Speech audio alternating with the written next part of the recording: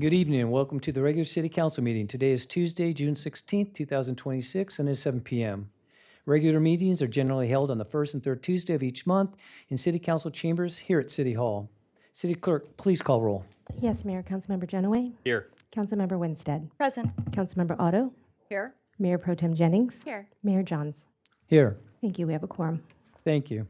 Now I'd like to invite James Wenger of Grace Church to provide this evening's invocation, followed by Boy Scout Troops 700 and 774 to lead us in the Pledge of Allegiance. All rise. All right, will you pray with me? Father in heaven, it is with great joy and gratitude that we come before you this evening, acknowledging that you are a wonderful and gracious God who is full of love, mercy, and kindness, and in whom we find forgiveness for all our sins. Father, I want to thank you for the wonderful way in which you have provided for us here in Laguna Niguel. Thank you for prospering us and blessing us in such a generous way, going beyond merely meeting our needs, but granting us so much variety in life. I also thank you for the safety we enjoy, how we in Laguna Niguel are free from so much of the crime and violence that plagues other places. I thank you for those who serve faithfully in law enforcement to uphold the rule of law and keep our homes and families safe. In so many ways you have blessed us, and for this I say thank you, as all glory and honor belongs to you alone. Father, in bringing our city before you, I would ask that you please have special care over our children, youth, and teens. Please guide them through these difficult and confusing times, helping them to know what is good, true, and beautiful, and to desire it, seek it, and live in accordance with it. Please bless them with friends that would be a good influence on them, friends who would encourage them to do what is right and to flee from that which is wrong, friends who would support them through the hard times and rejoice with them in the good times. Please also bless their parents and grant them the wisdom, patience, self-control, and love that is needed in order to raise our children well. Please encourage parents amidst the challenges of parenting. May they know that their labor is not in vain, but is a good work and one worth the effort. For those who are married, please bless also their marriages, protect their marriages, that they would find great love and support in their relationship with their spouse. May the families and homes in this city be marked by love, kindness, gentleness, and faithfulness to one another. Father, with all that is going on in the world, I would also like to pray for peace. Peace in the Ukraine, that this horrible war that has caused so much pain and heartache and taken so much innocent life over these 5 years, that it would come to a swift end. I also pray that the peace which has recently been established in the Middle East would hold and that war would not break out again. I pray for our country and our leaders, for President Trump, that he would have great wisdom so as to lead in a way that brings honor to you and peace and prosperity to this country. May he and all our leaders at every level of government and knowing they will one day give an account to you. And lastly, Father, I pray for our city council and our mayor. I thank you for them and for their service. May you help them and give them wisdom. May they work well together and always work for the well-being of the citizens of this city. So, Father, please bless this evening, and may your will be done, as your will is good and perfect in every way. I ask this in Jesus' name. Amen. All right, thank you.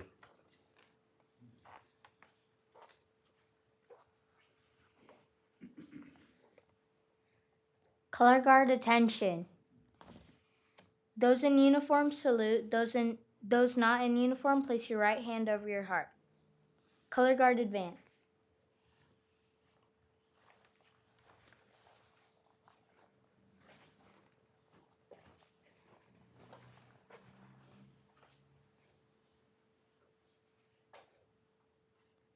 Color guard halt. Color guard present the colors.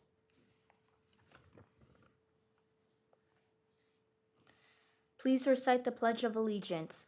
I pledge allegiance to the flag of the United States of America and to the republic for which it stands, one nation, under God, indivisible, with liberty and justice for all. 2. Color guard, honor the colors. 2. Okay, great. Stay down there. We're going to come down and visit with you guys.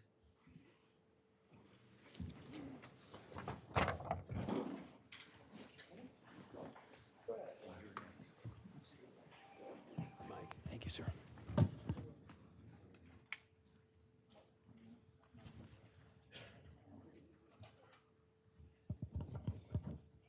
good to see you. All right, let's give them a big hand. Thank you so much for that. That was great. So what I'd like to do is ask you guys your name, what school you go to, and your favorite thing about scouting. My name is Nico. I go to Don Juan Avila Middle School, and my favorite thing about scouting is probably the camping. My name is Wyatt McCarthy. I went to Thurston Middle School this year, and my favorite thing about camping is the summer camps. Hi, I'm Cam. The school that I went to last year was Canyon Vista Elementary School. My favorite thing about scouting is all the camping trips we got on.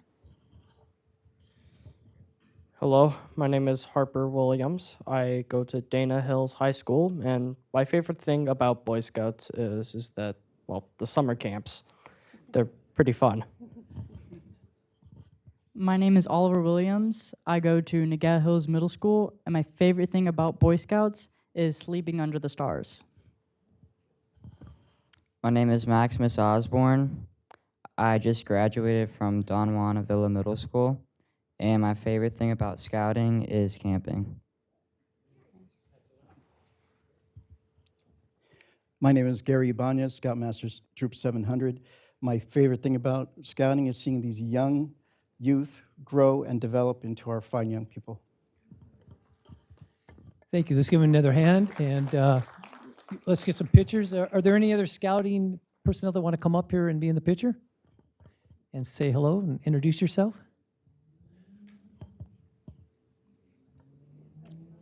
Come on up. And introduce yourself to everybody.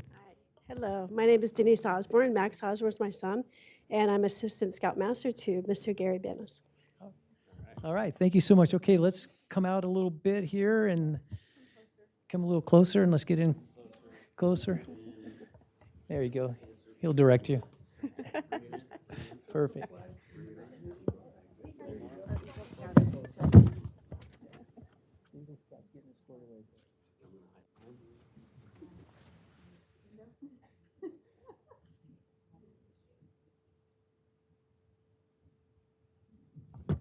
Okay, are you going to excuse us? Okay. Or, yeah, you can go. Oh, you want to do it up there? Very good. All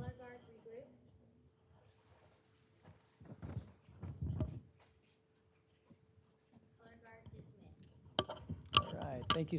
Thank you so much.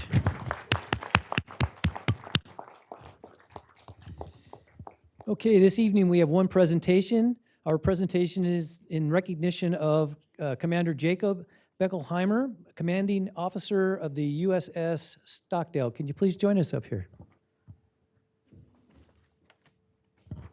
Thank you so much. Pleasure to see you. You too.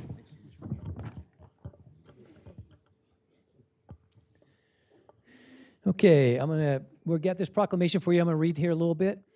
In May 2025, Commander Beckelheimer assumed command of the USS Stockdale. He served as an executive officer of the ship prior to his promotion to commanding officer. In July 2024, the guided missile destroyer was assigned to the Abraham Lincoln Strike Group and deployed to the Middle East as part of the 5th and 7th Fleets. The USS Stockdale remained deployed in the U.S. 5th Fleet area of operations, supporting global maritime security operations, even while being targeted multiple times by Iranian-backed Houthi rebels. The Stockdale crew expertly defended their ship, the Abraham Lincoln Carrier Strike Group, and merchant ships. After assuming command in 2025 and under Commander Beckelheimer's leadership, The Stockdale successfully completed deployment on short notice.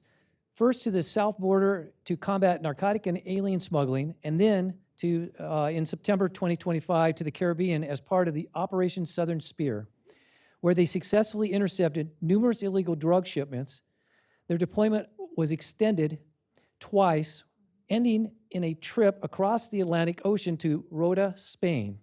Commander Beckelheimer's outstanding leadership enabled the Stockdale to remain combat ready and kept the crew's morale high through a 7-month deployment. And Commander Beckelheimer has been a strong supporter of the Military Support Committee and the City of Laguna Niguel, participating in our holiday parades, the car washes, and he has demonstrated strong leadership and technical expertise as a member of the United States Navy. Now therefore, be it start again. Now therefore, be it resolved that the Laguna Niguel City Council does hereby commend Commander Jacob Beckelheimer, commanding officer of the USS Stockdale, for his outstanding leadership, commitment, and dedicated service to the Navy and the country. And on behalf of the Military Support Committee and the community, we extend him best wishes in his future endeavors. Thank you so much. Would you like to say a few words? Mayor, City Council, and Military Support Committee, as well as citizens of Laguna Niguel, thank you so much. This is a bunch of really nice stuff, and it says my name on it, but it's really the reflection of the hard work of 330 sailors day in and day out. And there is arguably no greater reminder of what we're doing this for and why we're doing it than the partnership between Laguna Niguel and USS Stockdale. First and foremost, funds have been made available to improve the quality of life, and that means the world to me, because outside of my wife and 3 children, there's really nobody more important to me than the men and women who put a Stockdale ball cap on and come to work every day and bring that ship to life. Second, and arguably even more importantly, it is a reminder of what we do and why we do it. The uniformed civilian partnership is the reason why the overwhelming majority of us raised our right hands and volunteered to serve. It is on behalf of you that we do this business, and it is my honor and privilege to accept this on behalf of the crew of the Stockdale. Thank you so much for all you do, and thank you for allowing me to be a part of the City Council meeting this evening. Thank you, Mayor. Thank you again for being here. We're going to take some pictures with him, and then we'll have you guys come and join us. Yeah, we'll have you come join us. We'll do a quick shot just to the City Council.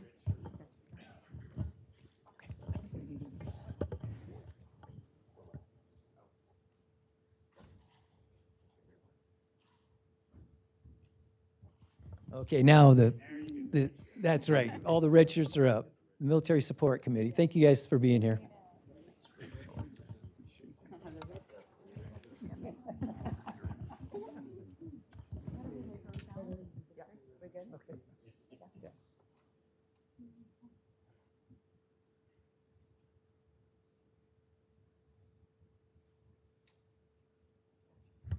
Okay, again, thank you so much for all you do. And I want to wish you the best and thank you. The narcotics part was near and dear to my heart, as I did DEA for 24 years of my service. So I appreciate everything you've done for us and keeping our country safe. Thank you again. It's my pleasure. Thank you so much, everyone. Okay, thank you. All right, that concludes our, we'll go back up to the dais now.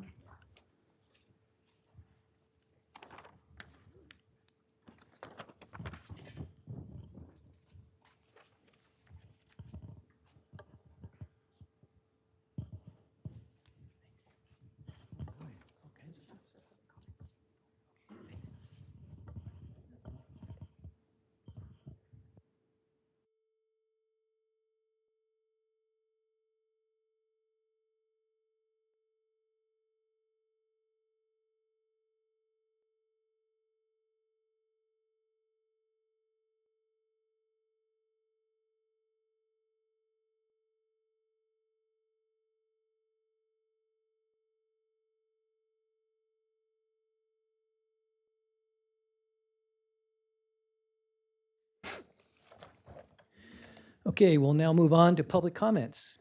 Any person wishing to address the City Council is asked to please complete and present a gold request to speak form. These forms are available on the counter near the entry door of the council chambers. Please be aware that the time limit will be 3 minutes for each person to speak. This is a time for members of the public to share comments with the City Council. The Brown Act does not allow the City Council to respond to speakers at the meeting. However, city staff will follow up and respond to questions or provide information needed. Speakers will be called in order of the request to speak forms. To allow equal time for speakers, minutes may not be given to another speaker. You may have another person read your written statement. City Clerk, are there any other requests to speak? Not at this time, Mayor.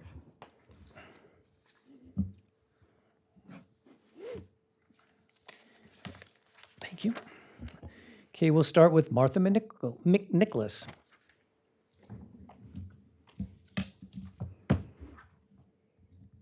Good evening, Mayor, City Council, and City staff. Martha McNicholas, 23 Malibu for 38 years.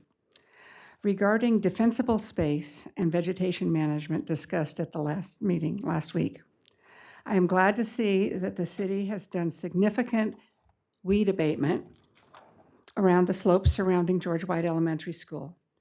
And that on my somewhat regular walk around the campus this morning, I was able to talk to a couple of Capistrano Unified groundskeeping personnel and OCFA fire prevention specialist Ryan Furtick.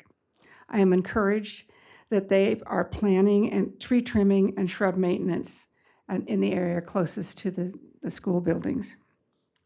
While I am personally continually frustrated by the ambiguous property lines, I am satisfied and thankful that the City of Laguna Niguel and the school district are working together to mitigate wildlife hazards and keep our schools safe.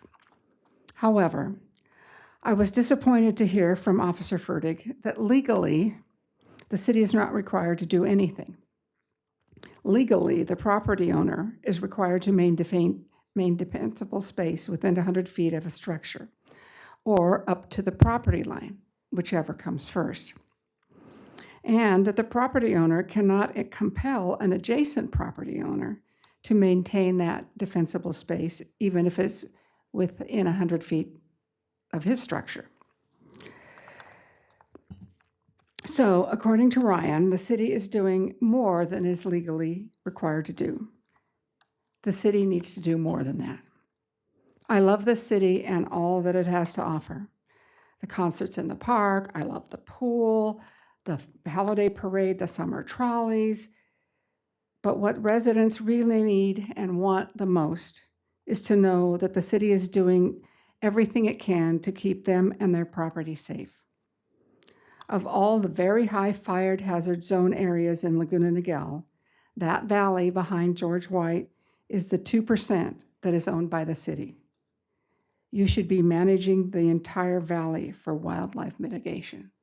Please do more, mitigate more, abate more. Thank you. Thank you. We'll now have Joan Tatayama.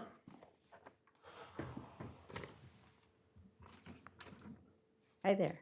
First, I'd like to give a quick thank you to the sheriff's guys and the city workers for the new signs by our curve.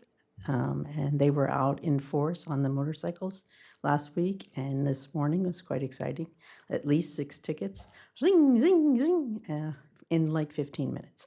And as soon as they left, they were flying by again. So I'm a little concerned about that. But what I'd like to discuss tonight is right on her topic. I wasn't able to attend the fire meeting, but the fire hazards that continue to be unaddressed.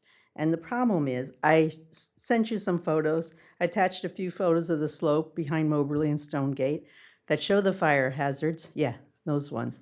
So that's just along the street that's down below my house. And you don't really need a photo to understand. All you have to do is look right out there. It looks just like that. There's a green layer, then there's dried brush, and there's a little bit of maintenance at the top.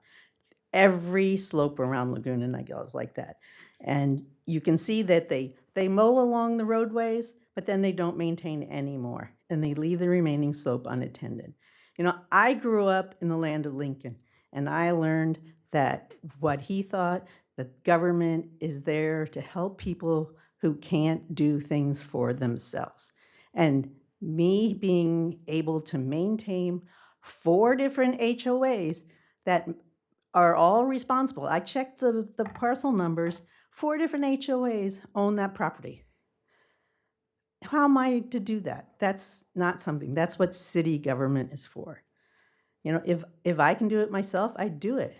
I would have painted that curb red a long time ago. But Lincoln said that, you know, public property like streets are the city government's job. So I didn't paint it.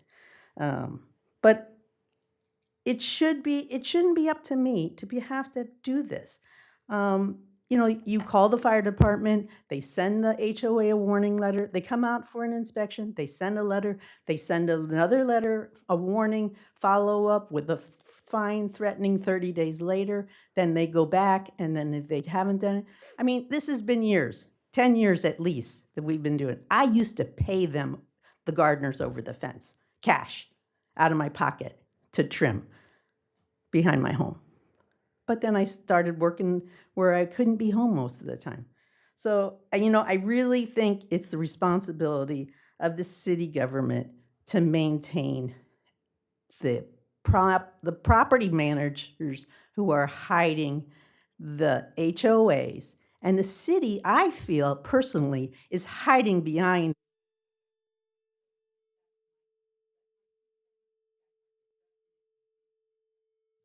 Thank you. We'll have Trish Sweeney. I hope that's it. Sweeney, do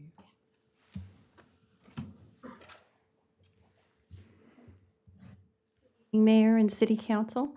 My name is Trish Sweeney, and I'm a resident of Laguna Beach. Several years ago, my life was saved at Providence Laguna Beach Hospital. I suffered a sudden cardiac emergency, and in those terrifying moments, every second mattered. It was a summer weekend, and traffic in town was very heavy. The doctors, nurses, and staff acted quickly, and because they did, I am standing before you tonight. Now, the same hospital that saved my life is at risk of closing. Last Tuesday, the CEO of Providence told our city council that it will not be operating an acute care hospital in Laguna. After San Clemente lost its hospital in 2016, only 3 Rs remain in all of South Orange County. Losing this hospital will be catastrophic for all of our beach communities, for the surrounding towns, and for South Orange County, where more than 500,000 people live. In its place, Providence is proposing an urgent care with outpatient services. We don't need an urgent care. We need an emergency room.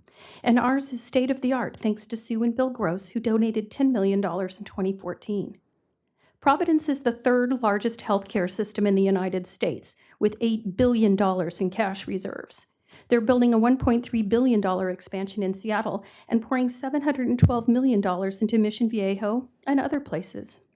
Meanwhile, over the last 17 years, Providence has shut down the maternity ward, the behavioral health unit, the chemical dependency unit, and the gastrointestinal lab in Laguna Beach. It no longer has the ability to offer inpatient dialysis either. Urgent cares are not the same as ERs. They can turn people away if they don't have insurance, require that they be in network, request pre-authorization for services, and ambulances are not even permitted to deliver patients to an urgent care, only to an emergency room. An urgent care can operate in 20,000 square feet. Laguna Beach's campus is on 22 acres, 8 undeveloped, all of it ocean view, right across the street from the sea. Last year at Providence Laguna Beach, more than 17,275 people came to this ER, and of that, 3,000 patients received life-saving care that only an ER can provide. For everyone listening tonight, there's something you can do. A petition has been created on change.org under Save Laguna Beach's Hospital Emergency Room. Please sign it. There's also contact information for our leaders, including the California Attorney's General Office at change.org. You can also write to Providence Mission Viejo's Board of Directors from their website. Help ensure that the next person facing a life-threatening emergency has the same chance that I did.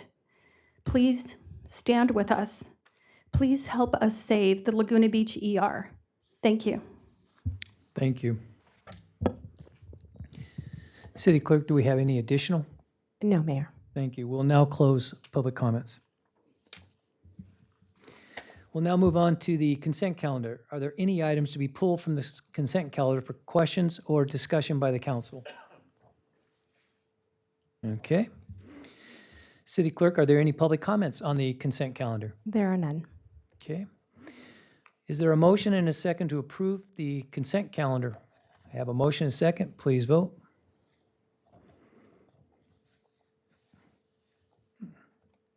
Okay. Motion carries. Thank you.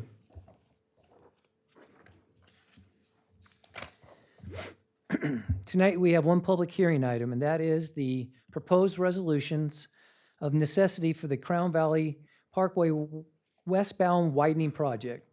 I will now open the public hearing on a proposed resolution of necessity to acquire by eminent domain a partial fee right-of-way interest on and a 12-month temporary construction easement affecting a portion of the real property located at 25991 Crown Valley Parkway, Laguna Niguel, California 92677. More specifically described as assessor parcel number 636-034-08, and a proposed resolution of necessity to acquire by eminent domain a partial fee right-of-way interest and a 6-month temporary construction easement affecting a portion of the real property located at 26022 Cape Drive, Laguna Niguel, California 92677, more specifically described as assessor parcel number 636-034-06 for the Crown Valley Parkway westbound widening project in the city of Laguna Niguel, Orange County, California. I now will call upon the city's legal counsel, Guillermo Frias of Best and Krieger, to explain the nature and scope of this hearing. Good evening, Mr. Mayor and City Council members. My name is Guillermo Frias. I'm a partner with the firm of Best and Krieger. And today, me, along with my colleague, Casey Powell, are here to assist you with these resolution of necessity hearings. The city is contemplating the acquisition of property interest relating to the two properties that have been described by the mayor. Please note that there are only 4 issues to be decided at this hearing. The only issues to be addressed at the hearing are A, whether the property, whether the public interest and necessity require the proposed project.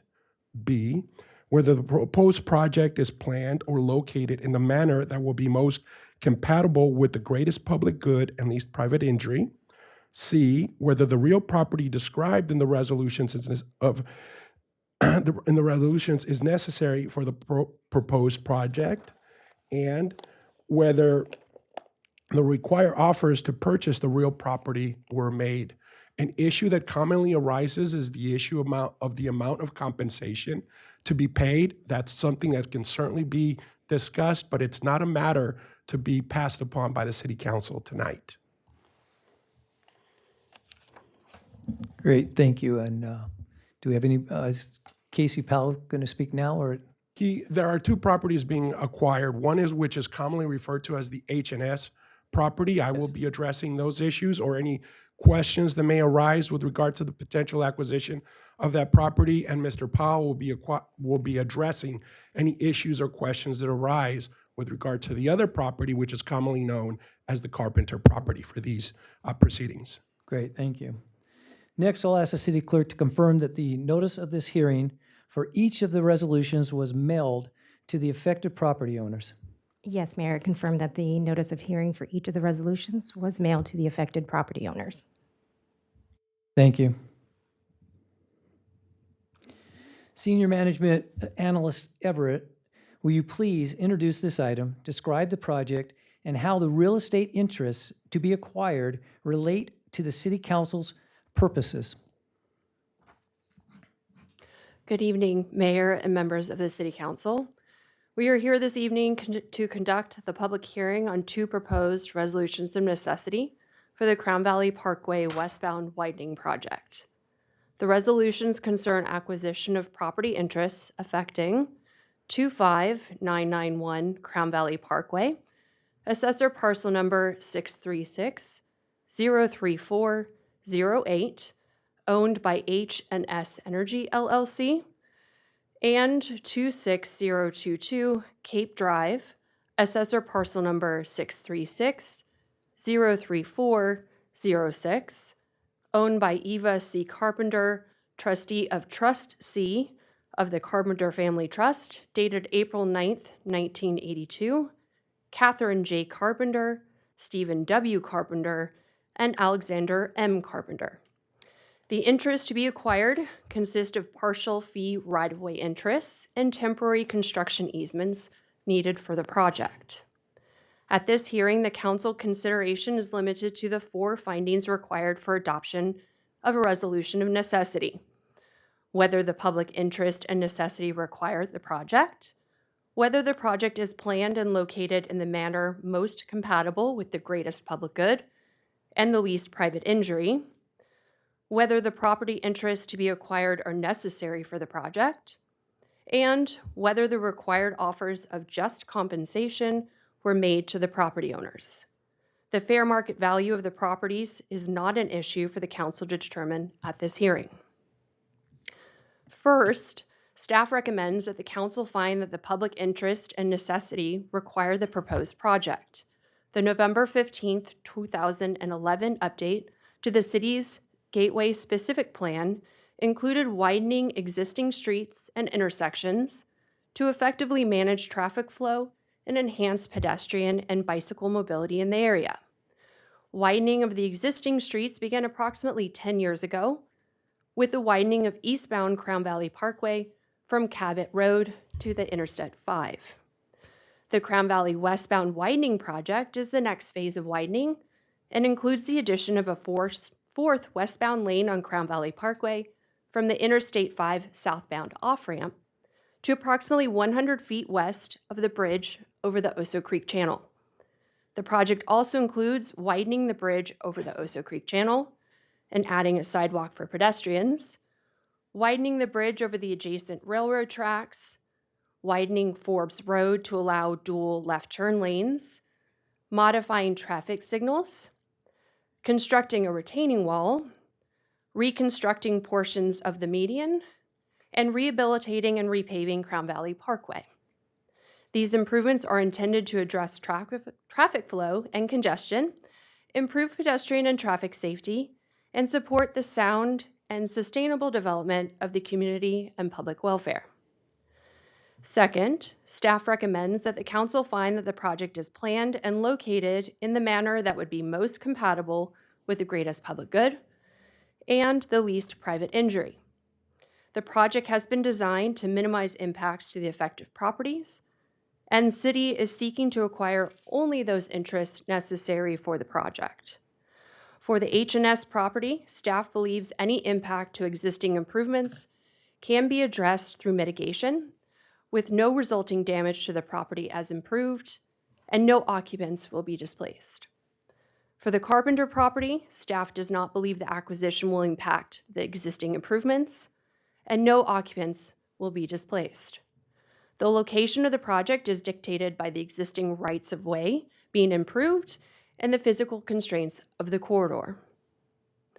Third, staff recommends that the council find that the property interests described in the resolutions of necessity for the project. For H&S property at 25991 Crown Valley Parkway, the city seeks to acquire a 6,366 square foot partial fee interest and a 1,724 square foot 12-month temporary construction easement.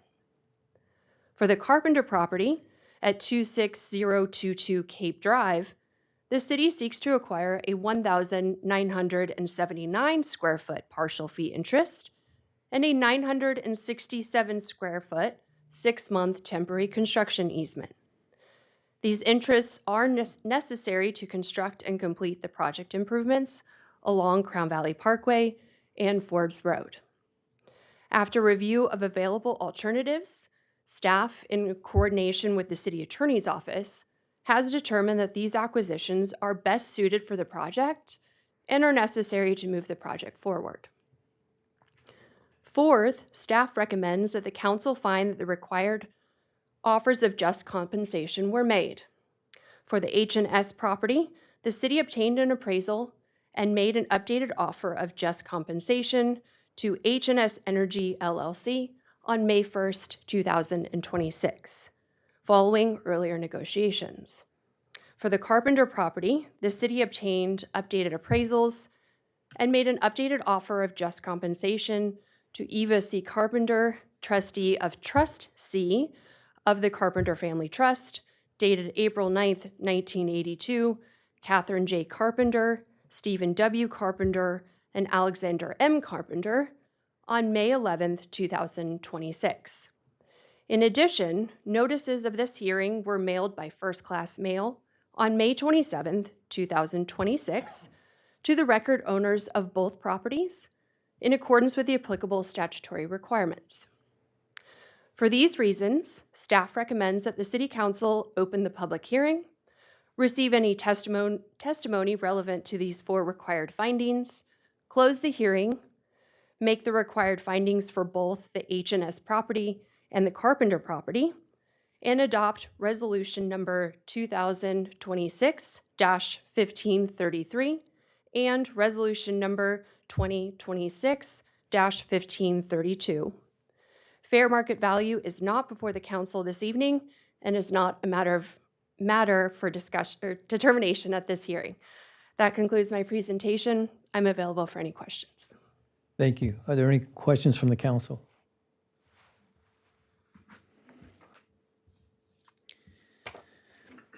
Next, I ask City Clerk to note all written objections and requests on behalf, requests to be heard that have been received.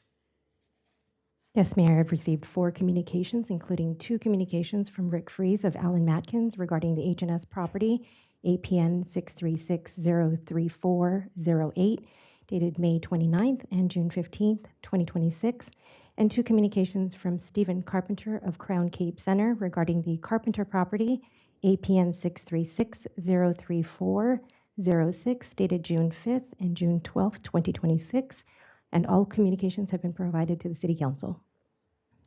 Thank you. I now invite any persons with an interest in the properties who wish to be heard to come forward and please state your name, address for the record, and you will have 3 minutes to speak. First, we will hear comments from the H&S Energy property, assessor parcel number 636-03418. Sorry. 08. Thank you. Good evening, Mr. Mayor and council members. My name is Sal Hassan. I'm the owner of H&S Energy. I've been in business in Orange County for over 30 years, and we have other businesses in the city of Laguna Niguel. We had the pleasure to meet with the city manager prior and her staff to discuss this project a few times or many times. We have no financial issues with the city. Our issue with the city staff and the city manager is that the taking will have an effect on our property. We will lose parking spaces. We will lose our price sign. So as a gas station, a price sign is very, very important. And we will lose some circulation.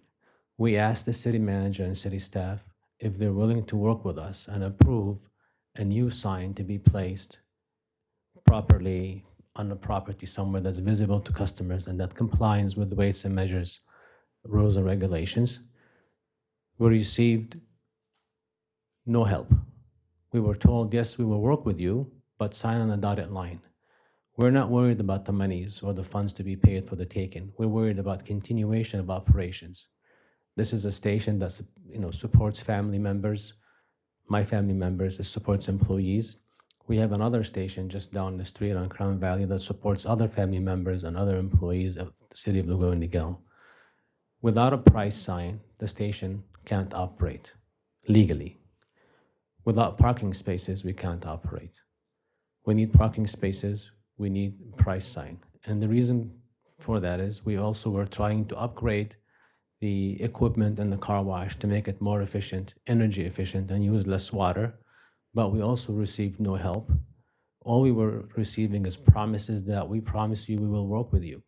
But as a businessman and as a legal matter, if I'm asked to sign on a dotted line And if that dotted line doesn't have everything that we need to work on all inclusive, then I can't sign on it. And that's where we had an impasse with the city. I'm here available for any questions. Thank you very much. Thank you. Good evening. I'm Rick Freese. I'm a partner with the Allen Matkins Law Firm, and I'm counsel for H&S Energy. This should be an easy deal.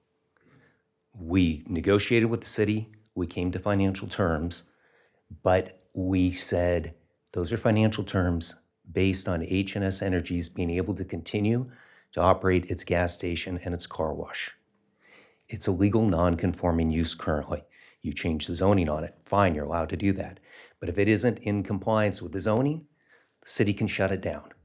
You have setback requirements, you have parking requirements, you have landscaping requirements, you have floor coverage, floor area ratio requirements. You're taking a giant chunk out of this property. It will be illegal when you do this condemnation. There's an easy solution. You, the five of you, have land use regulatory authority here. You can approve a variance. We can do a deal, and we've proposed a deal where we agree the financial terms. You have to process. You have to give notice. Public has to come and talk. You can't just say, yeah, we'll approve it. But we'll agree this is the deal. Once you approve a variance, that ensures the car wash and the gas station are legal after you've taken the giant bite out of it. We want to do that deal. We've proposed that deal. We've provided documents to document that deal. This shouldn't be hard. If you close down this gas station, you're buying an $8 to $10 million gas station facility and business. I don't think you want to do that. And if you do want to do that, if this really is about shutting down this gas station, tell us that. Let's negotiate on those terms. I don't think you're being sneaky. I don't think that's what you're wanting to do. But the result of what you're asking is to shut down this gas station. Let's work together and let's get this resolved. And you can't condemn because you haven't done the process right. You have a new appraisal from Stephanie Kavanaugh. We got no notice of intent to appraise. I, on behalf of H&S Energy, never got to meet with Stephanie Kavanaugh and say, we're going to be out of compliance with the zoning. You're cutting into our car wash. You're taking our parking. So it's not in her appraisal because you didn't give the notice. It's not an update. Your previous appraisal from a year ago was from Rick Donahue. I know Rick Donahue. He's not Stephanie Kavanaugh. You didn't give the notice. So your appraisal's no good. You can't do the resolution of necessity. You can't proceed with the condemnation. Let's not have this be a fight. Let's work it out. Come up with a structure where you will process a variance or the other necessary land use approvals. Keep the business legal. Keep it operating. Let's do this right. Let's not have a fight. We don't need a fight. Thank you very much. Thank you. Do we have anybody else that wants to speak on behalf of the H&S Energy property? Next, we'll hear comments on the Carpenter property, assessor parcel number 636-03406. Please step forward and you can state your name and your address.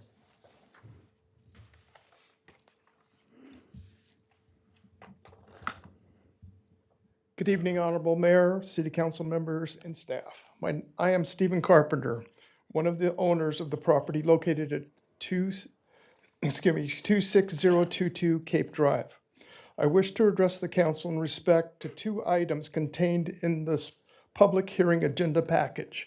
First, page 3, third paragraph states that the city, quote, followed standard public records and due diligence searches for ownership information, unquote, and identified the property owners to be Eva C. Carpenter, trustee for the Carpenter Family Trust, Catherine J. Carpenter, Stephen W. Carpenter, Alex M. Carpenter.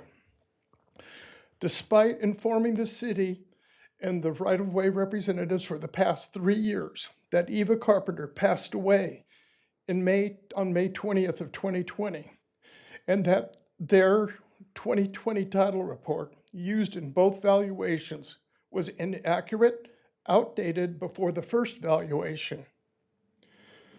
The city and the representatives continue to misstate the actual, the actual state of the title of 26022 Cape Drive.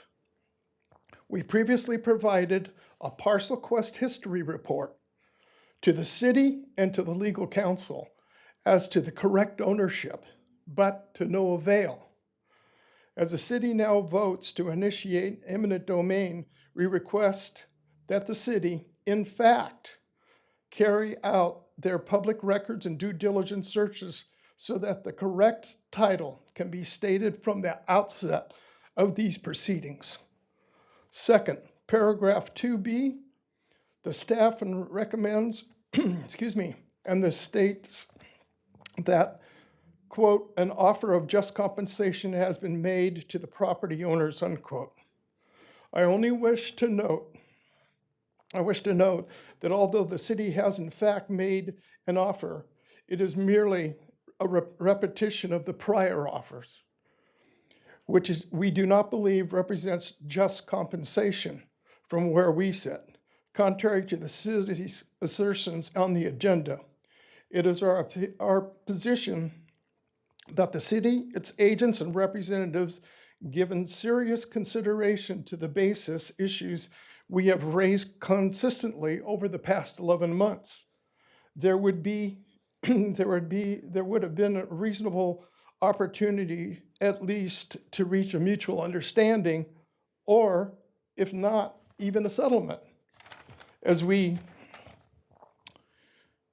were largely met with unwillingness in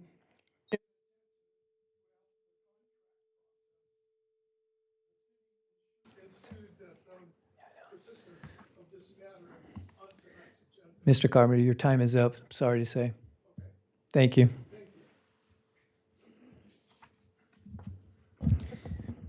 City Clerk, are there any public comments on this item? No, Mayor.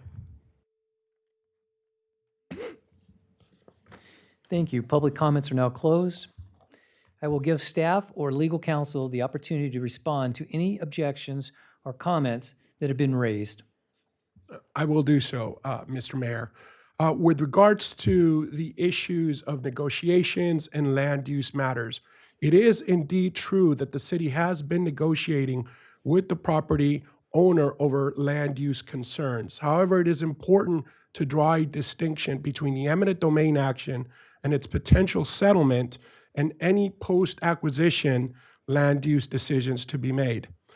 In settling the eminent domain action, we cannot bind, or the city council cannot be bound for future land use decisions. In other words, the city council, we cannot say, let's settle the acquisition of the property for X amount of dollars, and the city council will then vote to implement certain land use decisions.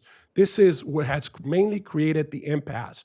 However, we believe that with the adoption of the resolution of necessity and proceeding with the eminent domain action, while concurrently negotiating the land use matters, that we will ultimately reach a solution to this case, one where we paid the agreed to amount and at the same time expose the city council to the land use determinations that need to be made.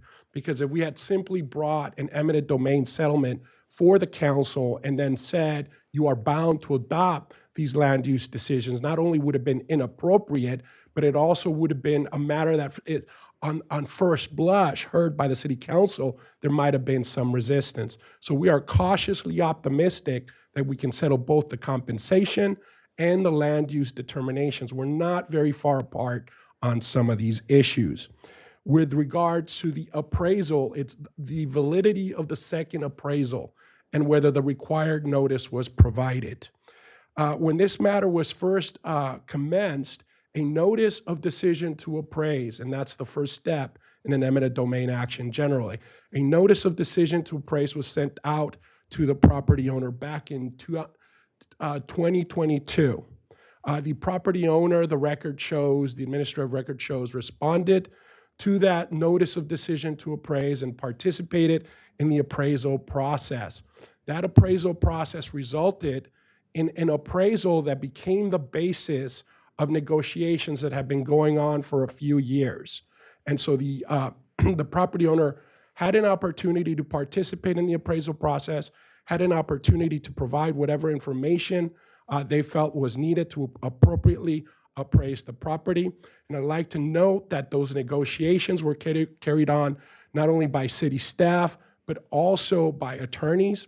I participated in them myself, but also by the property owner, in-house counsel for H&S, as well as opposing counsel, Mr. Rick Fries, who I work with regularly on these matters. And so there was plenty of opportunity to present whatever information was required to properly appraise the property. The issue is that so much time had elapsed between the initial appraisal, the initial notice, and settlement discussions that the city felt that it was to act as in good faith to take a look at the valuation matter once more. And so it decided again to refresh the appraisal. And yes, it was by a different appraiser, but it's still a refreshing of that appraisal. And there is no statutory requirement or case law requirement that a second notice of decision to appraise be sent. Moreover, while this was going on, there were still negotiations that were being undertaken, including negotiations with Mr. Fries in this very building. And so if there was any need to provide any further information, they certainly could have provided, and indeed was provided. None of these land use decision issues are new. They were all discussed, and we therefore believe that both appraisals properly appraised the property and that all information that was needed to conduct those appraisals were provided. We therefore believe the initial notice of decision to appraise and the subsequent appraisals comply with the government code requirement on providing notice, conducting an appraisal, and providing an adequate and required just compensation offer. If there are any questions, I'll be happy to attend to them. Mayor Jones, could I just clarify one thing? Yes. Reiterate one thing that Guillermo said and then clarify.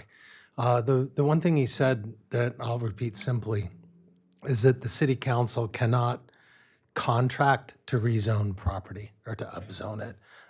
That was the stumbling block, the main stumbling block in the negotiations. To be forthright and by the way, any diminution in value arising from this project, including all those mentioned by the owner's council, have been addressed in the appraisal. So the damages about reconfiguration, about potential severance, all of that has been included in the appraiser's analysis. And by the way, there's a statutory formula to doing that, which is why we request that the council not second guess that expertise. As regarding the potential for future upzoning, just to clarify from my standpoint, the manager's, Mr. Orduña's standpoint, there's not a small distance to bridge here. There's not probably any likelihood that your staff is going to recommend the rezone or the variance that was proposed. The property's non-conforming in significant ways from the Gateway specific plan, and so we're not contemplating bringing that before you, and you shouldn't consider that possibility tonight at all. Great. Thank you. And now Mr. Casey Powell will address the notice provision that's based on the record ownership of the property for the Carpenter property.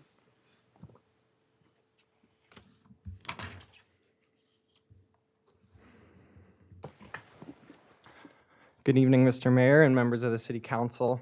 Regarding the first point raised of ownership of the property, the code requires that notice be given to owners of record of the property. And with regard to the Carpenter property, the city's due diligence and title reports indicated that the Eva C. Carpenter Trust still had an interest in the property. So that correspondence was directed to the Eva C. Carpenter Trust, in addition to the other owners noted, Mr. Stephen Carpenter, Catherine Carpenter, and Alexander Carpenter.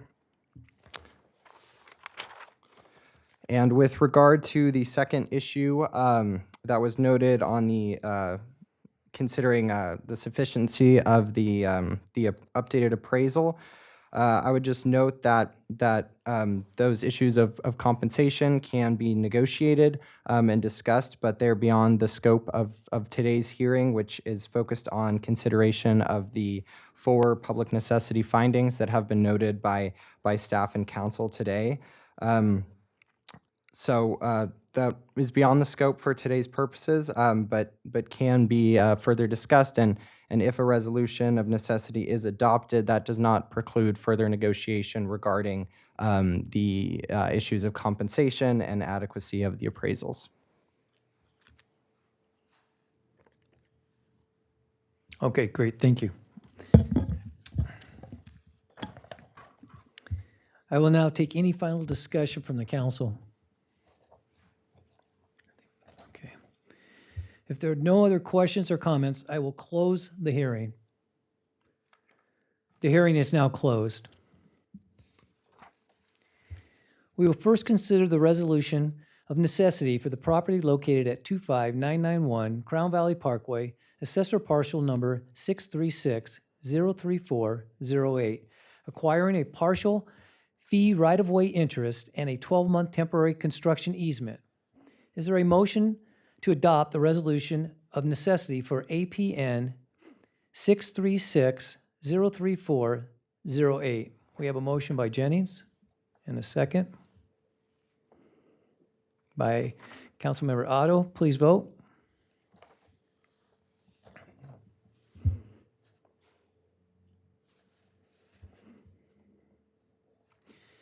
Motion carries.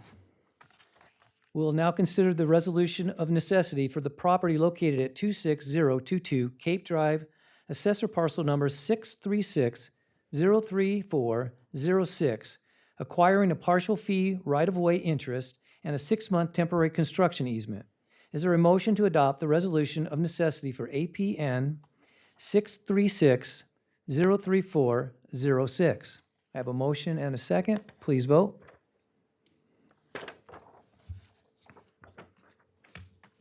Motion carries. Both resolutions of necessity have been adopted. This concludes the hearing on the Crown Valley Parkway westbound widening project. Thank you. Tonight we have 2 discussion items. The first item is recodification of the Laguna Niguel Municipal Code Title 9 updates. Assistant City Manager Martin, will you please introduce this item? Yes, good evening, Mayor, members of the City Council. This evening, I'll be providing an update to Title 9 of the city's comprehensive municipal code update and full recodification project.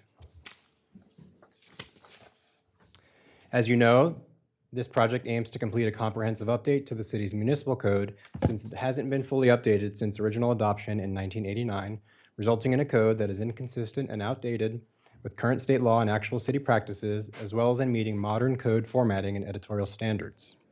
To date, the city's contractor, American Legal Publishing, has completed a comprehensive technical, legal, and editorial analysis, and city staff has worked closely with the city attorney's office to further refine and revise areas throughout the code to most accurately reflect current city practices, organizational structure, and applicable state law. Throughout all titles of the comprehensive municipal code update, including Title 9 tonight, there are 2 types of updates. The first type, or updates, are those considered to be non-substantive. Essentially, they're technical, administrative, or editorial, and do not alter any policy intent. They serve to professionalize our code. The second type of updates are somewhat subject-specific and are being classified as substantive because they're more targeted to the individual municipal code titles, ensuring consistency with laws and practices while removing unnecessary redundancies. These particular updates focus on clarity and consistency, and they do not represent a comprehensive policy rewrite. Title 9 of the Municipal Code focuses on planning and zoning. As an advisory body to the City Council and in compliance with the California Government Code, your Planning Commission reviews zoning code updates and amendments prior to the City Council.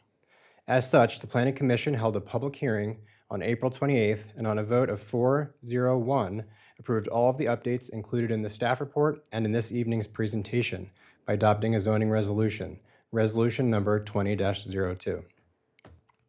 As it relates to the updates, throughout the entirety of the title, The references to the Uniform Building Code have been updated to reflect the 2025 California Building Code and related codes.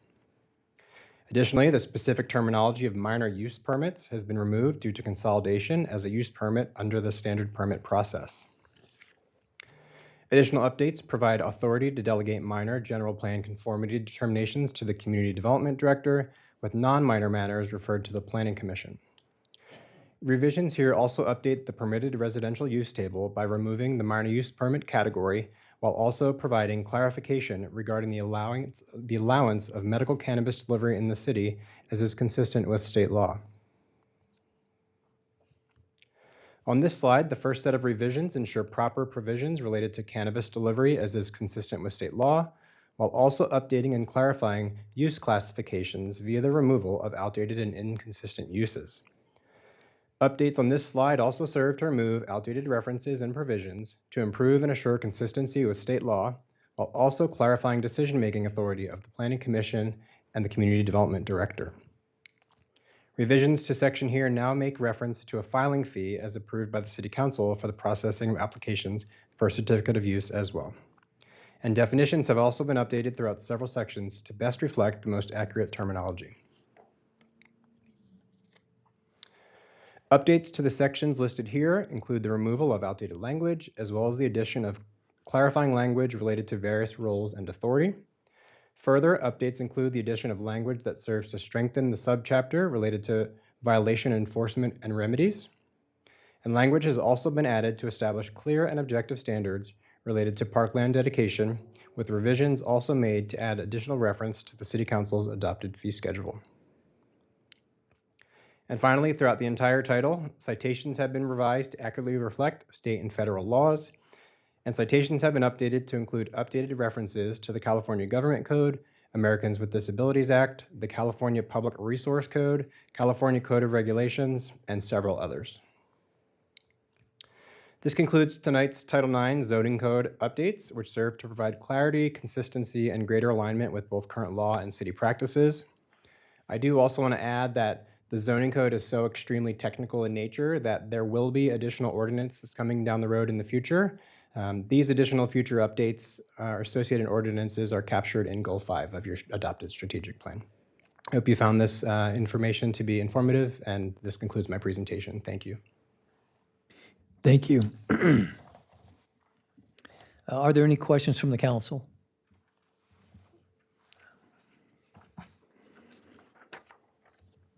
I will now open public comment. City Clerk, are there any public comments on this item? No, Mayor. Thank you. I will now close public comment. I will now take any final discussion from the council. Nothing. Great. Thank you. No additional action will be taken on this item. Our final discussion item is the recodification of the Laguna Niguel Municipal Code, Title V, Massage Establishment Updates. City Council Member, Assistant City Manager Martin, will you please introduce this item? Yes, Mayor. This evening, I'll be providing a further update to Title V of the Comprehensive Municipal Code Update and Recodification Project, specifically to Chapter 3, Massage Establishments. As you'll recall, on May 19th, the City Council reviewed proposed updates to Title V of the Municipal Code as part of the city's ongoing Municipal Code Update and Recodification Project. After discussion by the City Council, staff was directed to further coordinate with the City Attorney's Office and Police Services to review proposed massage regulations and to consider neighboring jurisdictions' examples, and to then prepare additional revised language for further consideration. Since the May 19th meeting, staff has coordinated with the City Attorney's Office, Police Services, the Orange County Sheriff's Department Business License Bureau, and neighboring cities to prepare additional revisions to this title. The updates also include input from the City Council provided during the May 19th meeting, as well as additional items shared by council members after that meeting. To begin, new additional updates shown on the slide under Section 5-3-1 provide expanded definitions for conviction, crimes involving moral turpitude or moral turpitude, disqualifying conduct, as well as expanding the definition of massage establishments and employees, which you see in blue. Here, an additional update has been made to Section 5-3-2 to clarify that The massage establishment license may only be issued and provided directly to the approved licensee, and a provision has been added to require that a business must obtain a separate license for each business location if they operate multiple businesses.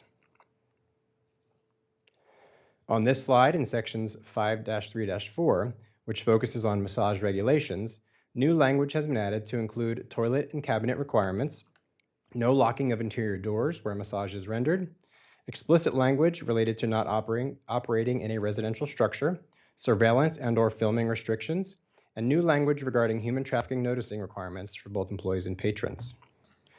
Business entry requirements and designated locations for the transactions of funds have been added, as has strong language related to illegal activity and not being able to operate at the same property in the future. And finally, we updated language related to on-site inspections by the city and/or public safety partners to further enhance enforceability. In closing, the proposed revisions to Chapter 3, Subchapter 1, Massage Establishments of Title V that are included in this presentation and in the staff report are intended to further support public safety, strengthen accountability for massage establishment operations, and align the city's regulations with industry standards and enforcement practices. And as was requested by the City Council, the updates were done in collaboration and review with the City Attorney's Office, Police Services, the Orange County Sheriff's Department Business License Bureau, and through research with neighboring municipalities. This concludes my update, and I'm happy to answer any questions. Thank you. Are there any questions from the council? Okay. I will now open public comments. City Clerk, are there any public comments on this item? There are none. Thank you. I'll now close public comments. I will now take any final discussion from the council. We'll start with Councilmember Stefaniato.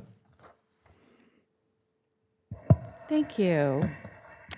Well, the City Council has worked together to protect workers and customers while preventing human trafficking by updating the city's municipal code regarding massage establishments. I am happy with the more restrictive intent of this ordinance, providing a customer entry/exit only through the front door, not allowing locking doors in interior rooms, no cameras or audio recordings in any massage rooms, and making sure that a separate license is required for each establishment owned. My suggestions came from as a result of discussions with our city staff, Chief Flores, a massage parlor owner, I-5 Freedom Network, a nonprofit fighting human trafficking, and San Juan Capistrano Councilmember Howard Hart, who has championed this issue in South Orange County. Thank you to everyone for making Laguna Niguel a safer place to live and work.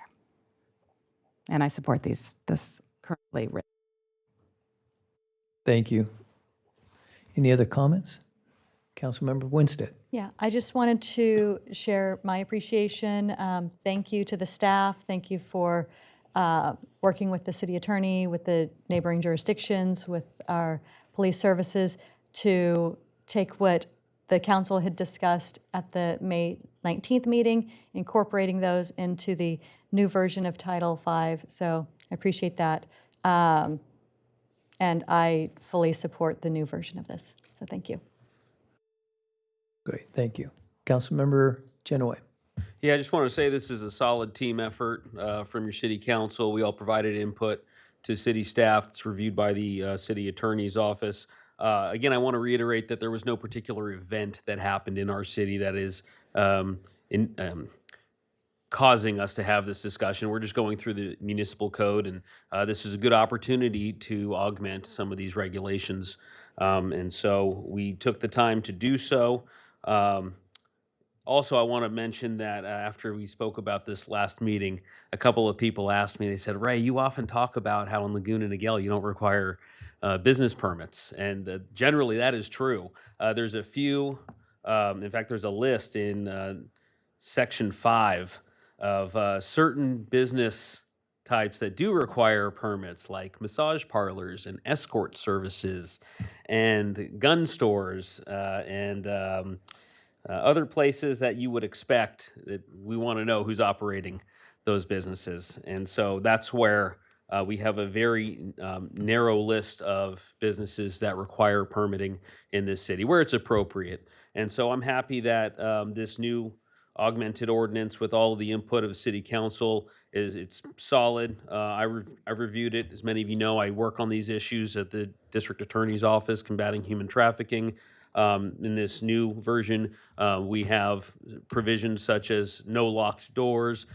All transactions must occur at a designated location at the front of the store. We're not going to have anybody doing cash transactions in private rooms, none of that. At least that's not permitted, and certainly we can enforce the code on that.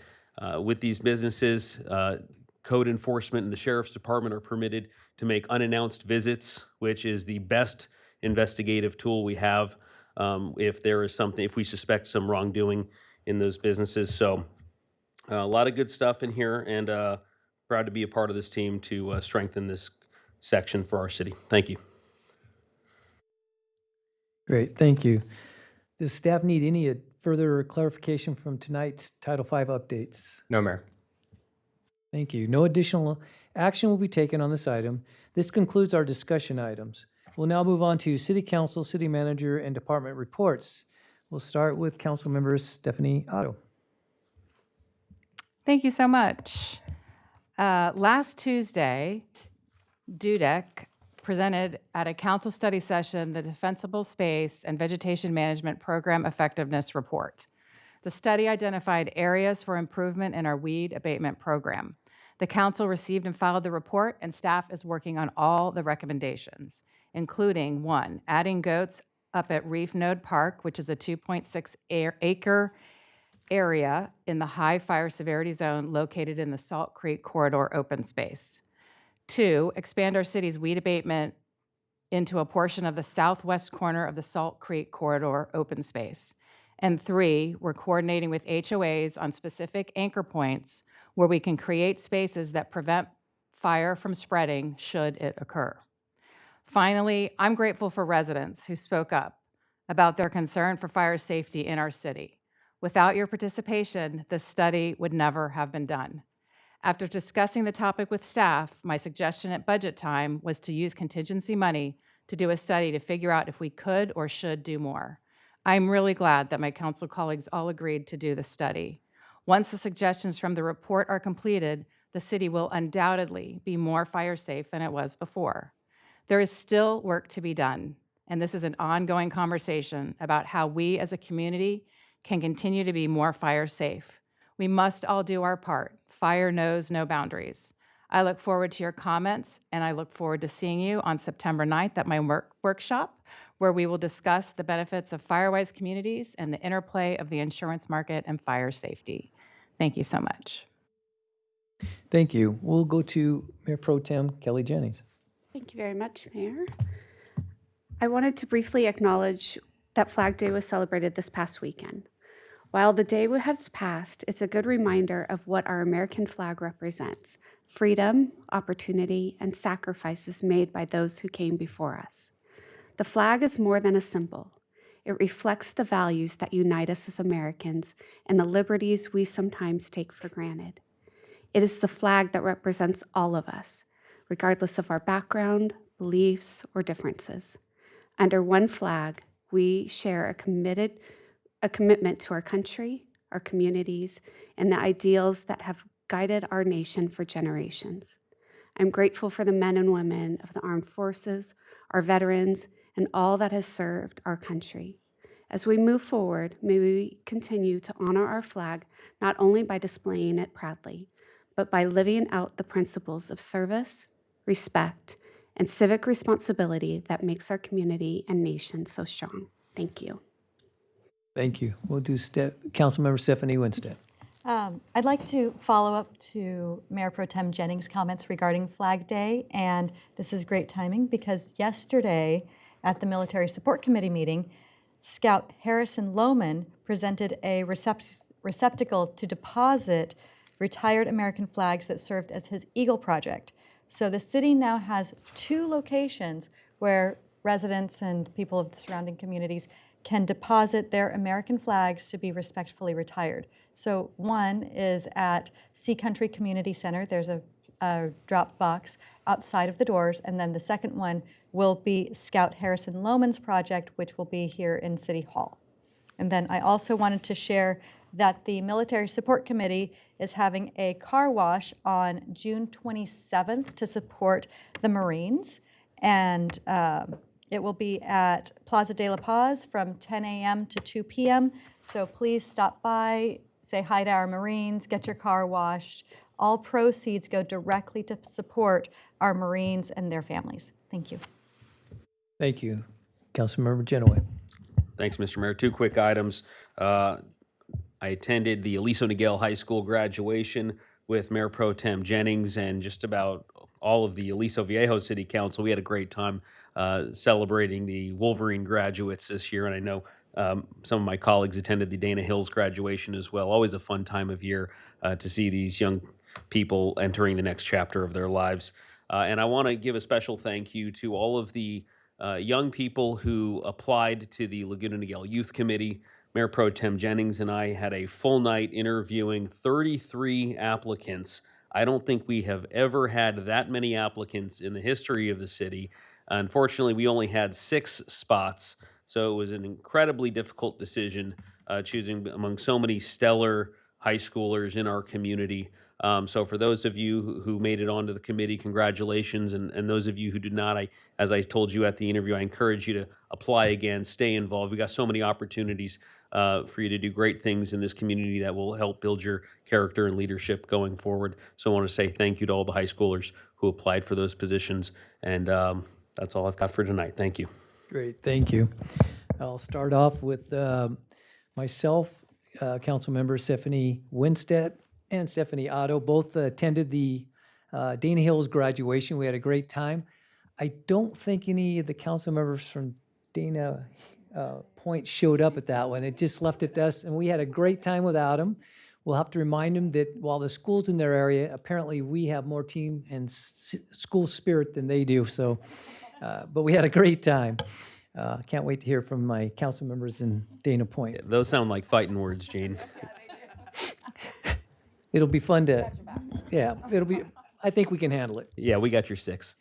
I also attended we all attended the Yachty by Nature, our first concert of the year. Thank you, Park and Rec Director Harmon.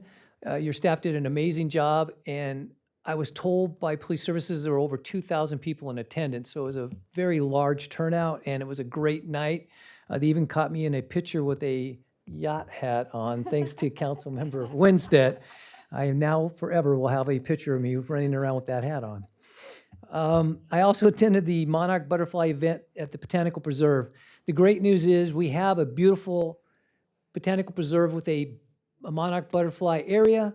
The sad part is the counts are dropping, and we need to, help protect our monarch butterflies. It is a symbol. We have statues to them. They are basically our symbol here in Laguna Niguel. So we need to do everything we can to protect those. I also attended June 7th and 8th, the first ever senior games with 3 cities. Again, Park and Recs, great job. We did it with Mission Viejo and Laguna Hills. And we had a great time. I went and watched some bocce ball. I got there too late to watch the billiards and ping pong. I slid in about 3 o'clock and 3:15. It was already done, but I understand it was a heck of an event at the billiards tables. So that was a great time. And the final thing that I'll bring up is on July 2nd, we will be holding the Liberty Tree dedication at the Chaparosa Park. Everybody's invited. It'll be 9 a.m. We're inviting past members of the council and mayors. And we're also going to have some Boy Scouts there. I'm hoping. I was talking with Tom Sells today. So it's a great event, 9 a.m. at Chaparosa Park. If you're not doing anything, I would ask you to attend. The reason July 2nd, you might ask, that's the day that our Continental Congress, the Second Continental Congress, actually approved the Declaration of Independence, and we truly started that day as separating from Britain. So we signed on the 4th, but we voted for it on the 2nd. So I hope to see you all there. And with that, I'm going to go to City Manager Tammy Letourneau. Do we have any reports tonight? No reports this evening. Thank Great. you, Mayor. Thank you. Seeing that there are no other reports, we are now adjourned at 8:19. Thank you, and have a nice evening.